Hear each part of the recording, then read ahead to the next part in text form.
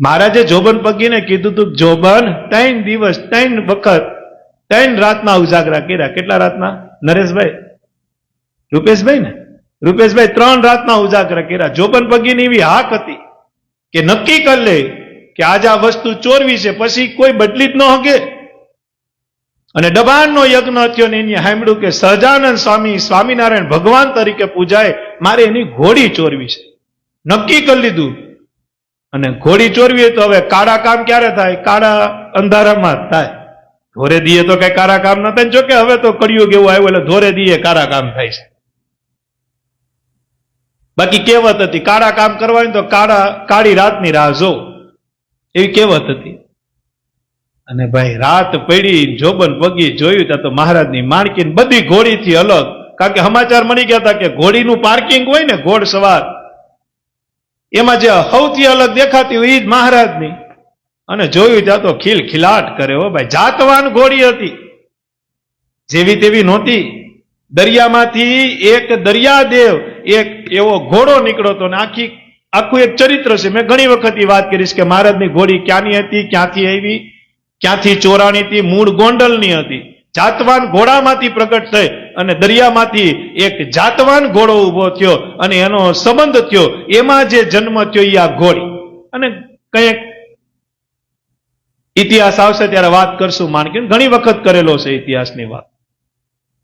ઈ ઘોડી રૂપવાન દેખાઈ ગઈ કનુ બાપા, પણ હતી કેની ઘોડી? સહજાનંદ સ્વામી. ઘોડી સોરવા જાય ને ઘોડીએ સહજાનંદ દેખાય. શું થાય? ઘોડી સોરવા જાય ને ઘોડીએ સહજાનંદ દેખાતી. એક રાત ફેલ ગઈ, બીજી રાત્રે આવી ઘટના બની, ત્રીજી રાત્રે સોરવા જાય કે આજ તો 3 રાત તો હું તો નહીં. અને ત્રીજી રાત્રે ચોરવા જાય તો ઘોડીએ સહજાનંદ દેખાય. શું દેખાય? આમ ટેકો લઈને ઉભા હોય ને આમ ઉભા હોય ને ભાઈ ભગવાનના લટકા તો હે. तेरी मूर्तिया पे मन मेरा अटका, प्यारा लागे तेरा पीला पटका, तेरे गले में गुलाबो कहार, ओहो तेरे गले में गुलाबो कहार, तुम इतना मत करियो श्रृंगार, नजर तो है लग जाएगी प्यारे, नजर तो है लग जाएगी. વિચાર કરો, ઘોડીએ સહજાનંદ દેખાય. ત્યાં તો ભડકી ગયો કે આ તો એક ઘોડીએ દેખાતા હતા, આ તો ઘોડીએ સહજાનંદ દેખાય. મારું બધા કહે છે ભગવાન છે અને હંતાવા જાતો પછી મહારાજ નથી. જોજો તો કરી જીવ ઉપર કેવી દયા. જોબન અને નામે ખબર છે. અને બહાર નીકળો ભાઈ. હા, એ પાસો વળ જ્યાં બધું મૂકવાનું હોય ત્યાં તો કઈ માઈ કે સમજણ પડે મહારાજના શબ્દ. જ્યાંથી છૂટવાનું છે ત્યાં પેક થામા. અને ભાઈ જીવ તો મુમુક્ષુ હતું તો જ મહારાજની ઘોડી ચોરવાનો સંકલ્પ થાય ને. અને રડવા પછી તો બહુ મોટી વાત છે. જોબન પગીએ 2 કોથળા ઠેલવા, જમીન ઉપર પાણી મૂક્યું તો જમીન ફાટી ગઈ.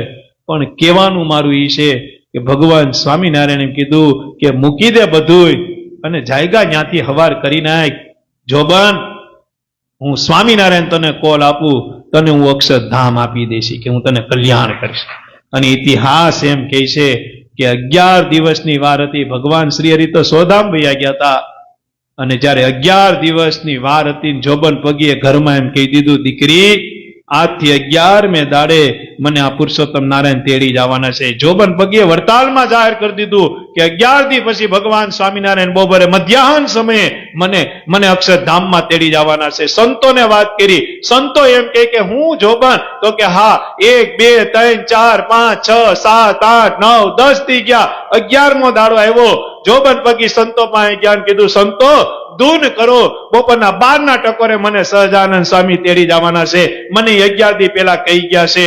અને ઇતિહાસ એમ કે સંતોએ જોબનની બાજુમાં ધૂન કરી અને જોબનના મોઢામાંથી શબ્દ નીકળ્યા કે સાંભળો, આ સહજાનંદ સામે ઉભા છે, લ્યો મારા બધાને છેલ્લા જય સ્વામિનારાયણ, જય સ્વામિનારાયણ. આ ભગવાન એટલી કરુણા કરી છે,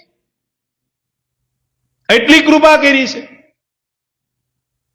અને આવા જોબન તો કેટલાય આ સંપ્રદાયમાં થઈ ગયા, જેને કહીને ભગવાન તેડી ગયા કે જા તને એકાદશી દિવસે તેડી જાય. પછી સંત હોય તો ઠીક, અને કદાચ બ્રહ્મચારી હોય તો ઠીક, અને કદાચ ગ્રહસ્થ હોય તો ઠીક.